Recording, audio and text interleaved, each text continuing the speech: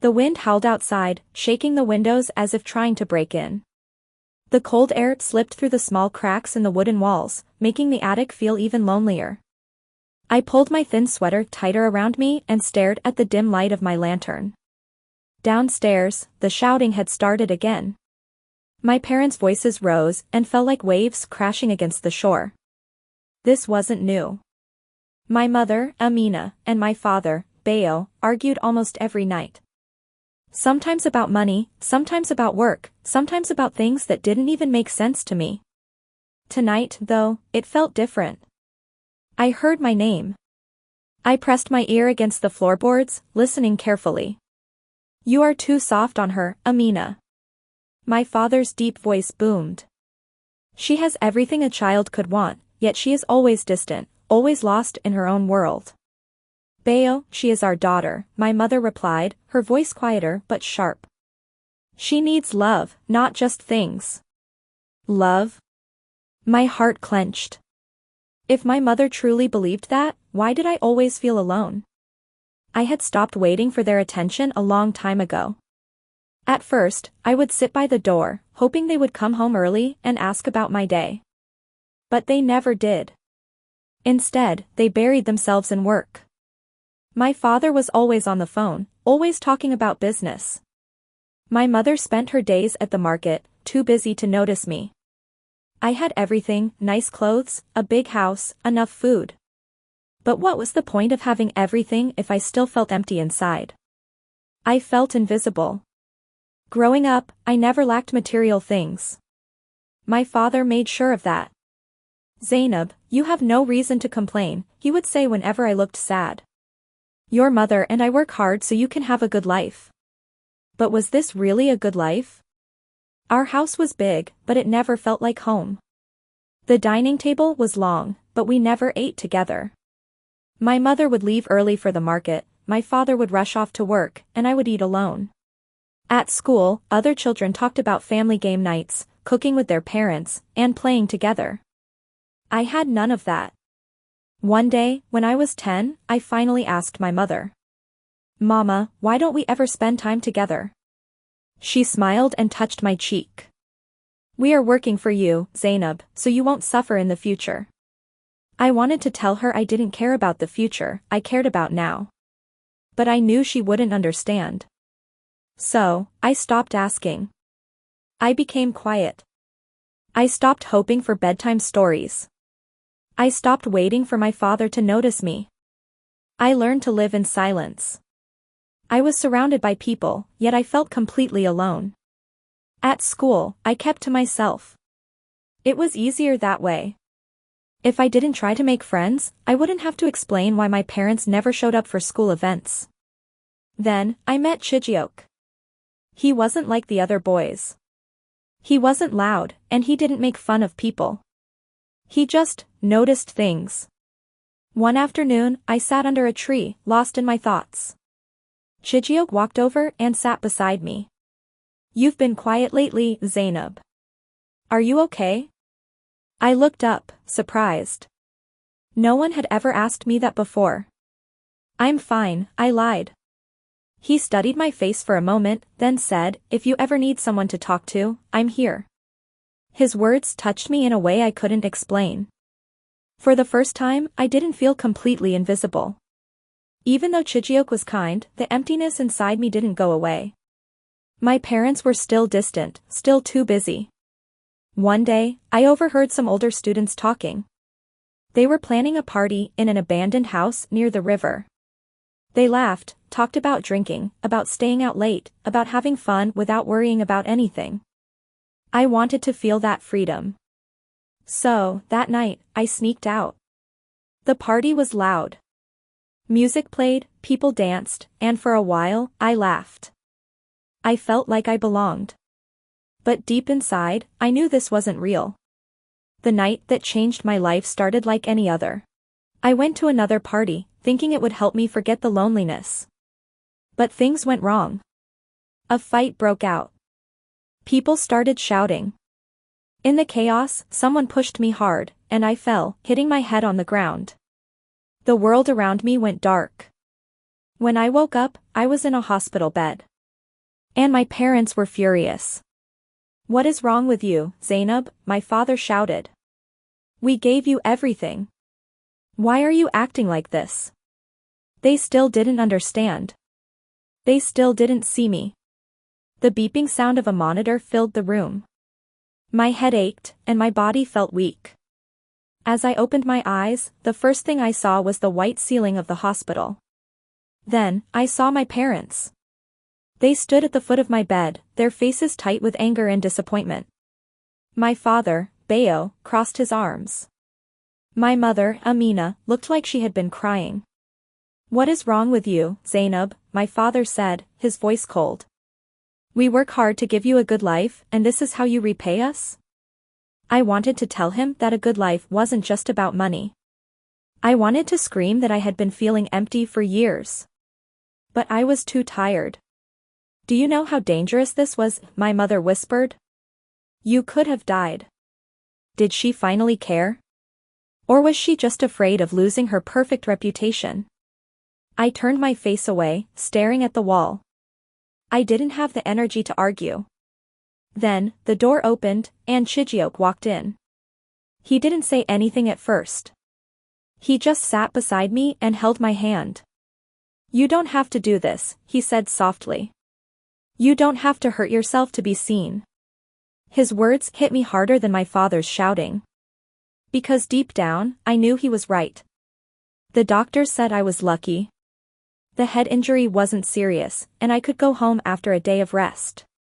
But I didn't feel lucky. That evening, Chijiok visited me again. My parents had gone home, probably too busy to stay. "Why are you doing this to yourself, Zainab?" he asked. "This isn't you." I stared at my hands, unsure how to explain. "I don't know who I am anymore," I admitted. "All my life, I've been invisible. My parents don't see me. They only see what they want me to be." Chijiok sighed. "You are more than what they see. You're kind, smart, and worth so much more than this." I wanted to believe him.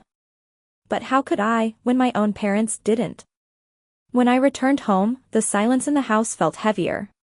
My mother tried to act normal, asking if I needed anything, but I could see the guilt in her eyes. My father barely spoke to me. I knew they were disappointed. But what about me? I was disappointed in them, too. One night, I decided to try. Just once more. I sat at the dining table while my mother cooked. "Mama, can we talk?" I asked. She paused, then nodded. "Why don't we ever spend time together?" I asked. "Why do you and Baba always act like work is more important than me?" She turned away, stirring the pot. "Zainab, we do this for you.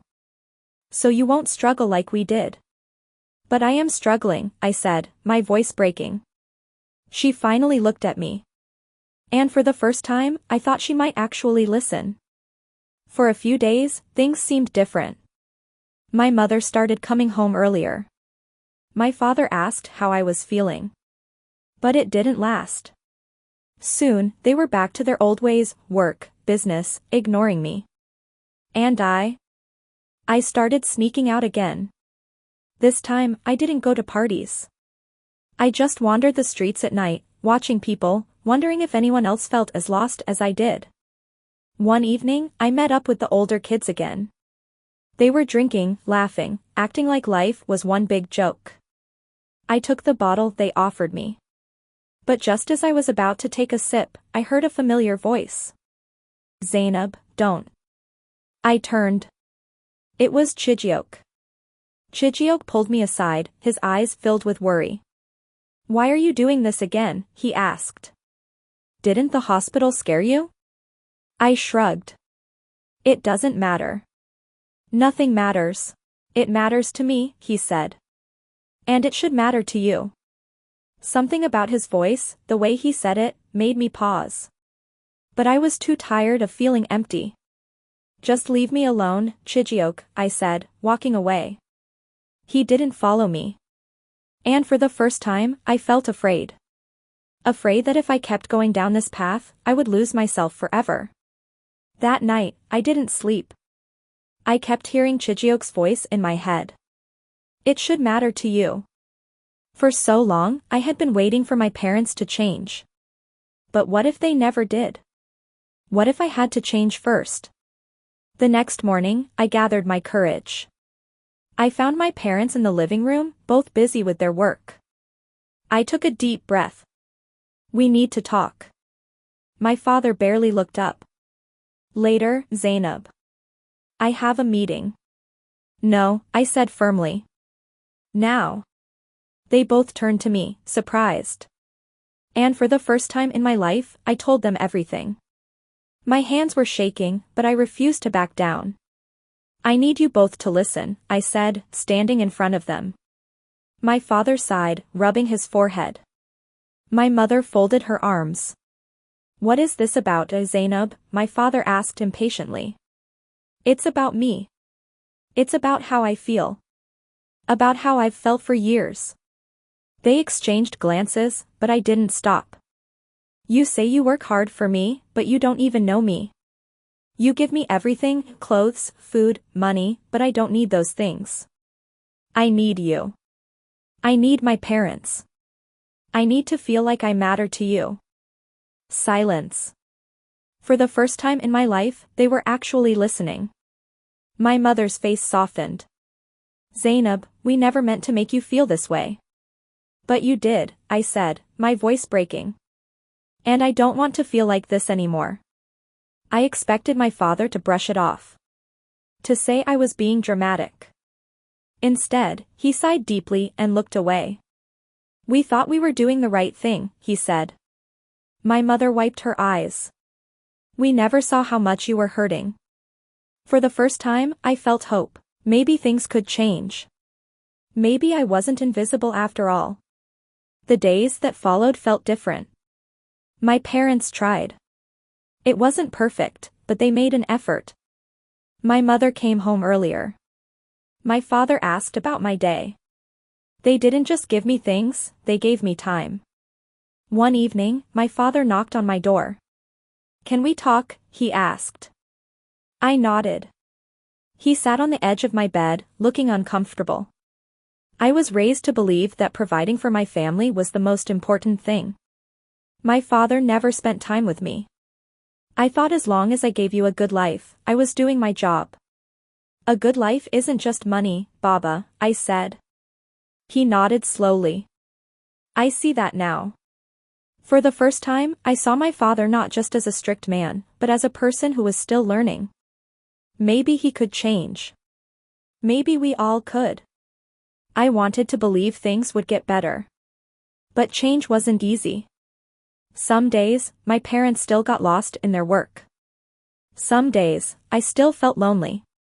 But now, when I spoke, they listened. And that was enough to keep me going. One afternoon, Chijiok and I sat by the riverbank, skipping stones. You're smiling more, he said. I nodded. Things aren't perfect, but they're better. He grinned. That's all that matters. I realized then that I wasn't alone anymore. I had my parents. I had Chijiok. And most importantly, I had myself. One evening, my mother surprised me. Zainab, let's cook dinner together. I stared at her, shocked. Really? She smiled. Yes. I want to spend time with you. For the first time in years, we cooked together, laughing, talking. It felt strange but wonderful. At the dinner table, my father put his phone away and joined the conversation. I looked around and realized this was what I had always wanted. Not a perfect family. Just one that cared. Even though things were better, I couldn't forget the mistakes I had made. One afternoon, I decided to visit the old house where I used to party. The place was abandoned now, quiet and empty. It felt like a different life. Chijiok walked beside me. You don't have to come back here, you know. I needed to see it one last time, I said. I had been lost once. But I wasn't anymore. I turned to him and smiled. Let's go home. And this time, I meant it. As the months passed, things continued to change.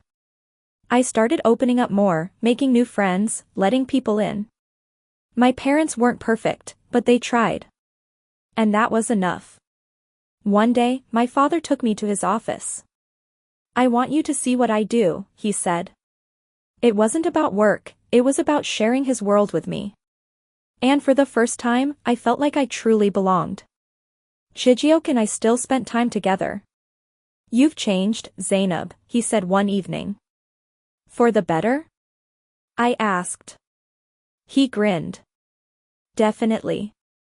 And I knew he was right. One day, I wrote a letter to my parents. "Dear Mama and Baba. Thank you for trying.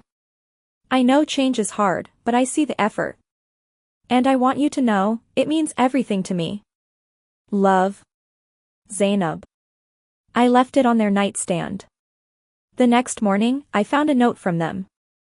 "We love you, Zainab. And we will never stop trying." Tears filled my eyes. I wasn't invisible anymore. Life wasn't perfect. But I had my family. I had my friends. And most importantly, I had found myself. I wasn't invisible anymore. I was seen. I was loved. And that was all I ever wanted.